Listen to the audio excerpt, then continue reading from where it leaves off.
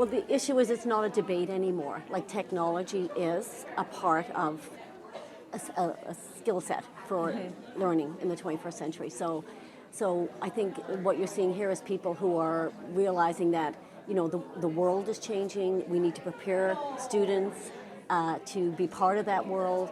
Those 6 C's of collaboration, citizenship, critical thinking, all of those skill sets are really the learning skills now that our students need. So I think this group is really able to embrace that. Yeah. And we've noticed that we're getting to know our students even better, which may sound interesting if you're working with technology, that how can you know your students better, but it's allowing us to see their thinking in more ways, and we're actually getting to know them better as learners and as people through the use of some technology. We teach grade 2 and they're able to give us that thinking in a different way and maybe even a clearer way, because pen to paper can be very difficult for some of them at that age. Our practice have changed a lot. Before, when we've put our technology in our hands, it was trying to figure out technology.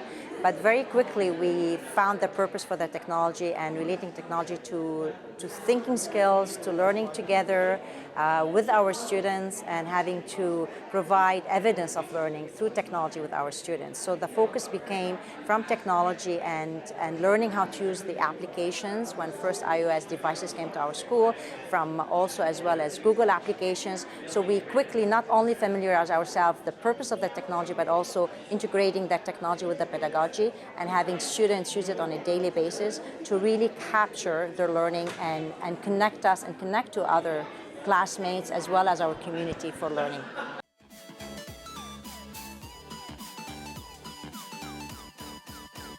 The board does have people that will go in, itinerant people who will go in and assist teachers in any way that they can. They'll go in and teach a lesson, show the teacher how to implement Smartboard or the Chrome books or whatever it is. I think for the younger teachers, this is just a segue into whatever they were used to.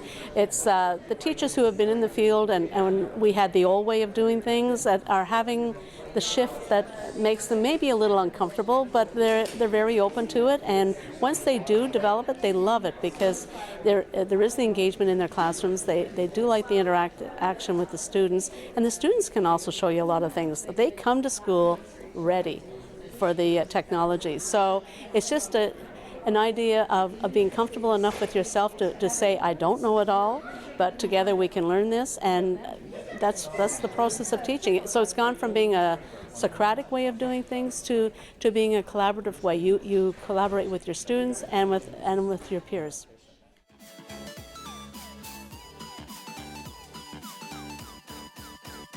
It's less about which technology we use or the technology itself. It's more when the technology becomes invisible and you can do more things in a classroom that's more creative than you could on paper and pencil.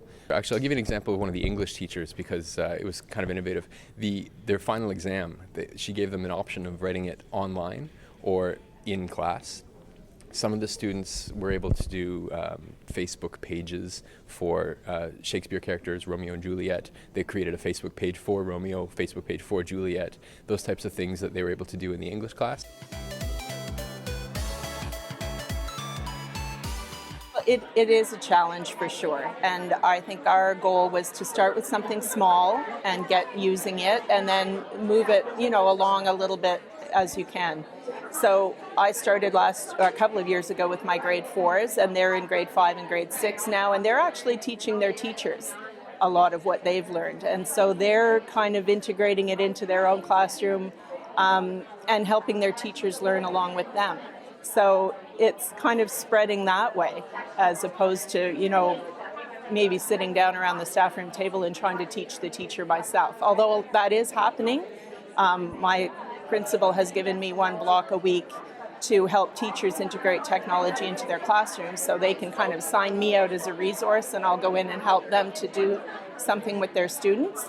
So that helps as well. But I think the student engagement and their interest really helps them to carry it forward and get their teachers using it and excited about it so that they can carry it on further. Sort of open to just using technology as a tool instead of teaching the technology. Kyla and I have teamed up and we're leading a workshop on using Pear Deck in the classroom. Pear Deck is a great tool to increase student engagement and get them all working at the same time on something that you want to get across, and you can also use it for assessment, so it's for, as, and of learning. The nice thing that I really like about it, especially as you get higher into the higher grades, is that it's anonymous.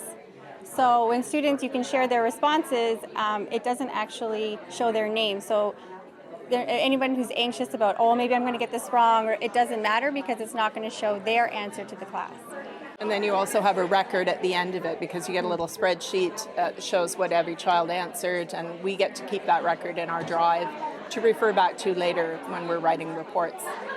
So it allows the student who may not put up their hand during a lesson to answer, but not know that, you know, their name isn't linked to that answer up on the board.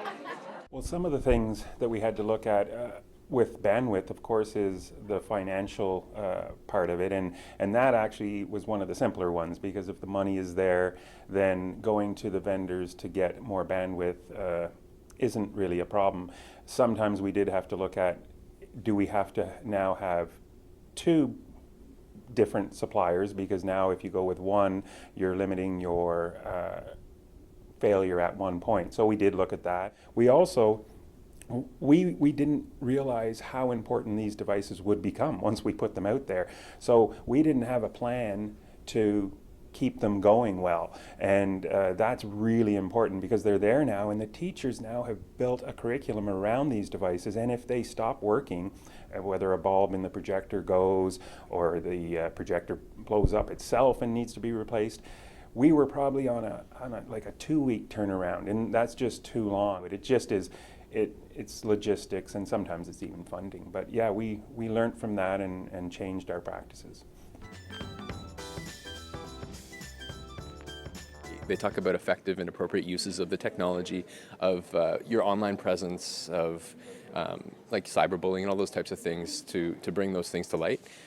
So that's one way we address it. And the other way is just, you know, the students are going to have access to this at home anyway. So we try to teach them appropriate use of it rather than just, you know, saying, no, you can't do it. That doesn't help them at all.